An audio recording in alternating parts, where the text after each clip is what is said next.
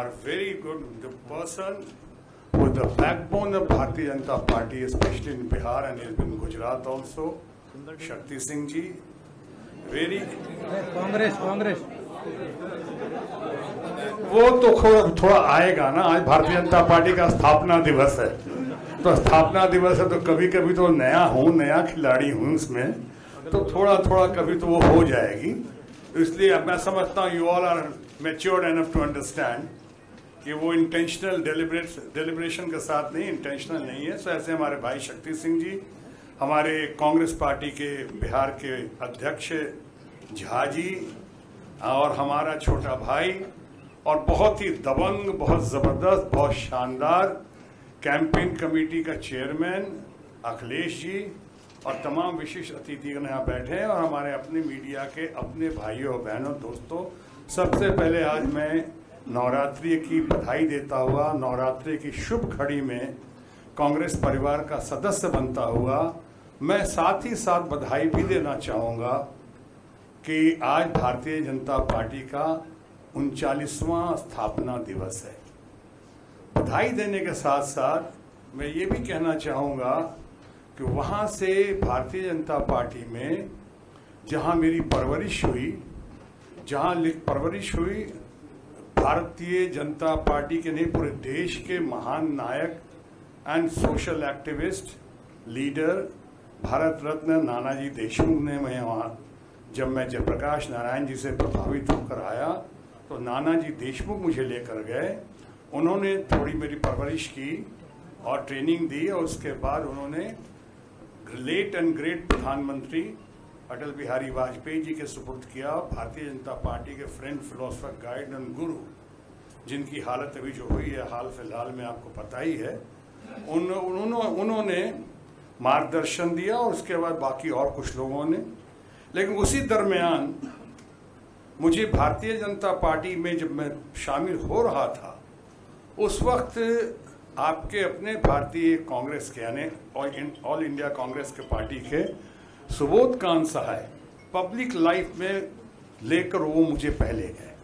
जब मुझे मेरी ट्रेनिंग हमारे स्वर्गीय कैलाशपति मिश्रा जी की अध्यक्षता में बिहार में हो रही थी, उस वक्त पब्लिक लाइफ में लेकर जाने वाला मुझे सुबोध कांत सहाय हैं। मैं उनका भी आज बहुत याद करता हूँ।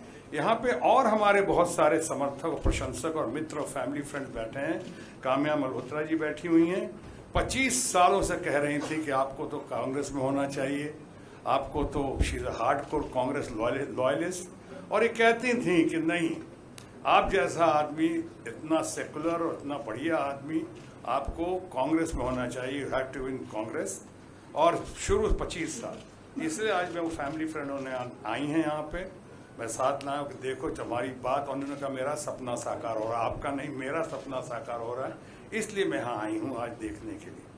बहरहाल इन लोगों के ट्रेनिंग के बाद से भारतीय जनता पार्टी से ट्रेनिंग लेता हुआ, आगे बढ़ता हुआ, संघर्ष करता हुआ, और सही मायनों में लोकतंत्र या लोकशाही का पालन करता हुआ आगे बढ़ता गया कि अचानक फिर धीरे धीरे परिवर्तन शुरू हुआ, और परिवर्तन के शुभारंभ में जो बातें देखने को मिली उससे बहुत उम्मीदें जगी, लेकिन हुआ ऐसा नहीं।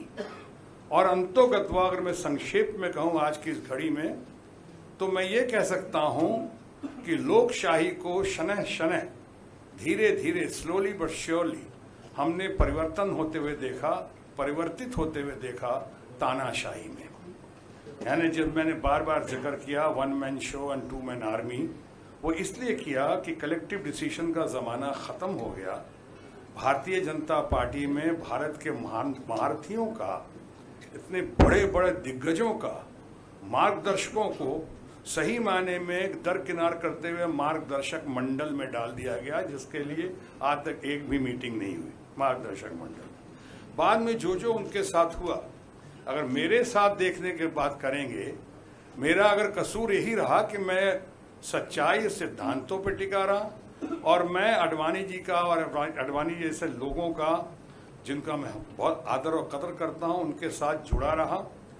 तो ऐसा हुआ कि धीरे धीरे पहले ऊपर से ही काटना शुरू किया। अगर आपको याद हो अटल बिहारी वाजपेयी जी भूतपूर्व प्रधानमंत्री, उनके बारे में विशेष नहीं बोलूंगा इसलिए कि वो नहीं हैं, लेकिन आपने देखा होगा जसवंत सिंह जैसे महारथी को कैसे किस स्थिति में पहुंचाया गया।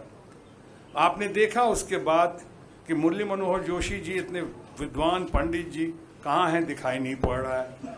देश के चंद इंटेलेक्चुअल्स में से बेस्ट यानी कि मोस्ट लर्नेड अरुण शौरी, उनके साथ क्या हुआ और क्या नहीं हुआ।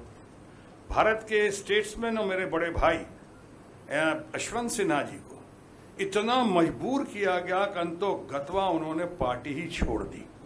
ये होता रहा मेरे साथ जो हुआ, और उसमें वो बात नहीं जो, और इसके बाद ऐसे लोगों को जब होता गया और दुनिया में आप लोग से सिंपैथी मिलती गई और सवाल उठते गए, तो एक मोटिव डाल दिया गया कि ये इसलिए ऐसा कर रहे हैं कि इनको मंत्री नहीं बनाया गया। ये मंत्री नहीं बनाया गया, मंत्री पहली बात तो क्यों नहीं बनाया गया? क्या इसमें से कोई कम था? किसी का व्यक्तित्व कम था? किसी पे किसी किस्म का आरोप था? क्या हमारी छवि खराब थी? क्या हमारी इमेज में कहीं दाग? हमसे कई मामलों में आप सहमत होंगे या सहमत नहीं होंगे, लेकिन इतना तो ज़रूर मानेंगे आप लोग कि आज तक कभी भी किसी किस्म का आरोप, और ख़ासकर भ्रष्टाचार का आरोप तो हम पे नहीं लगा है।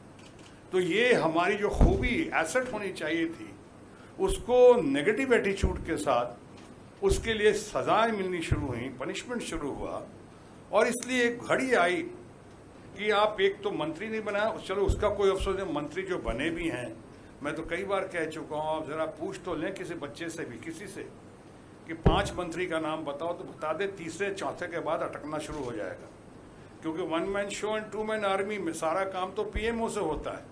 यहाँ तो ऐसे ऐसे मंत्री बनाए गए बड़े बड़े जो अपना प्राइवेट सेक्रेटरी नहीं रख सकते थे, ऐसे ऐसे मंत्री बनाए गए जिनके पास उनका सेक्रेटरी भेजा गया और यहाँ से खबर सीधे पीएमओ।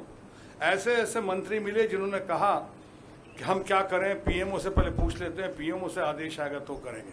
तो मंत्री किस बात की? सारे डरे हुए, भयभीत वातावरण में सहमे हुए लोग, इतने सहमे हुए, और ऊपर से जब दूसरी पार्टी यानी भारतीय जनता पार्टी कहती रही कि हम ये करेंगे, ये वायदे करेंगे, ऐसे ऐसे वायदे कर दिए, लुभावने वायदे, 15 लाख की बात नहीं, रोजगार की बात नहीं, मैं तो कहता हूँ स्मार्ट सिटी, 100 स्मार्ट सिटी की बातें की, एक तो दिखा दें, एक स्मार्ट मैन के अलावा दूसरा स्मार्ट मैन भी दिखा दें पार्टी में, स्मार्ट सिटी तो दूर की बात है। अब ये सब कहते रहे, लेकिन जब दूसरे पार्टी का, हमने ये भी सीखा है जीवन में, और आप सब इस बात से सहमत होंगे कि व्यक्ति से बड़ा पार्टी होता है और पार्टी से बड़ा देश होता है। मैंने आज तक जो बातें की हैं वो देश हित में की हैं, जग हित में की हैं। मैंने अपने लिए तो कभी कोई लाइसेंस नहीं मांगा, अपने लिए तो कोई डील नहीं किया हमने, अपने लिए कोई फैक्ट्री तो नहीं मांगी, अपने लिए कोई कट कमीशन या रफेल में या इधर उधर तो नहीं मांगा हमने। तो हमने जो किया लोगों के लिए किया, किसानों की बातें की, हमने युवाओं की बातें की, हमने रोजगार की बातें की, हमने ये जो अपने वायदे किए, वायदे नहीं पूरे किए, और उसको जो आप कहते गए, जवाब देते गए, जिसको बिहार की भाषा में कहते हैं थेथराई, एक तो करना नहीं, ऊपर से दलीलें देना, थेथराई करते रहना।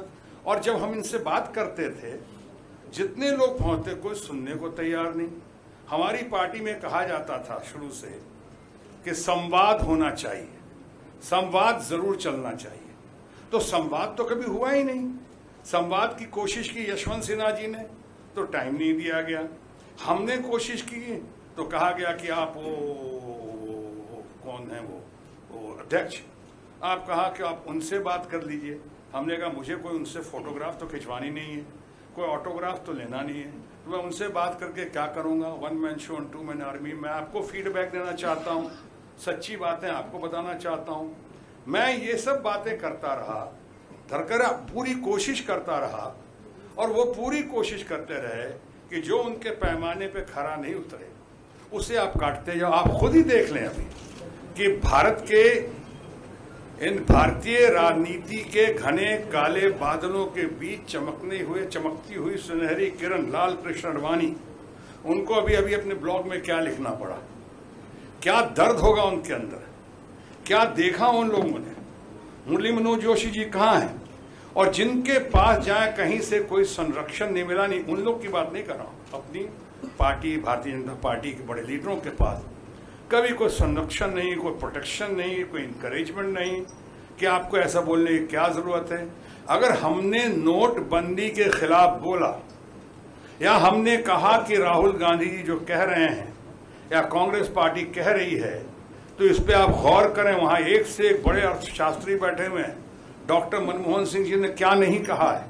आप बगैर राय मशवरा किए हुए अचानक रातों रात नोटबंदी की घोषणा कर देते हैं। जरा महसूस करेंगे आप या करते हैं कि जवानों पे रोजगार, जिनके पास रोजगार नहीं, जो डेली वेजेस पे काम कर रहे थे, रेहड़ी वाले, पटरी वाले, छोटे छोटे दुकानदार, छोटे छोटे व्यवसायी, इन पे क्या गुजरी होगी। हमारे घर की महिलाएं जो अपने पति की इच्छा के बगैर या अपने पिता की इच्छा के बगैर भी, लेकिन अच्छी नीयत से उन्हीं के भलाई के लिए दवा दारू के लिए पैसे दबा के रखे थे, किसी मुसीबत की घड़ी में बाहर लाने के लिए सालों साल सब हवा हवाई हो गए। कोई सुनने वाला नहीं। लोग लाइन में लग गए, और हम देख रहे हैं और रोज कह रहे हैं कि बहुत गलत हो रहा है। इनके स्वाभिमान के साथ साथ इनकी जिंदगी बर्बाद हो रही है, कई लोग मर गए। और विद ड्यू रिस्पेक्ट कहना चाहूंगा कि उस समय भी जिस प्रचार पे आज हजारों करोड़ रुपए खर्च कर रहे हैं हमारी पार्टी, काश उतना ही विकास का नारा देने वाले पार्टी अगर वही विकास देश या देशवासियों के लिए किया होता तो क्या से क्या हो जाता। हजारों करोड़ जहां प्रचार प्रसार पे खर्चा किया, उस पार्टी ने अपनी, उस पार्टी के मुखिया ने, सुप्रीमो ने, हमारे भाई नरेंद्र मोदी जी ने, उन्होंने खुद उनकी माता जी को भी देखा हमने लाइन में लगी हुई। ये कैसा ढकोसला है, ये कैसा है, कौन मानेगा, कौन विश्वास करेगा। आप अपनी माता जी को भी लाइन में लगाते, क्या बताना चाह रहे दुनिया में कि देखो ये सबके साथ गुजर रही है ऐसा। इस तरह की जब बातें हुई और हमने जैसा कहा कि सो व्यक्ति से बड़ा पार्टी और पार्टी से बड़ा देश होता है, जब समझाने की कोशिश की तो उन्हें लगा गद्दारी कर रहा हूं मैं, बगावत कर रहा हूं मैं। तो फिर मुझे कहना पड़ा कि अगर सच कहना बगावत है तो समझो हम भी बागी हैं।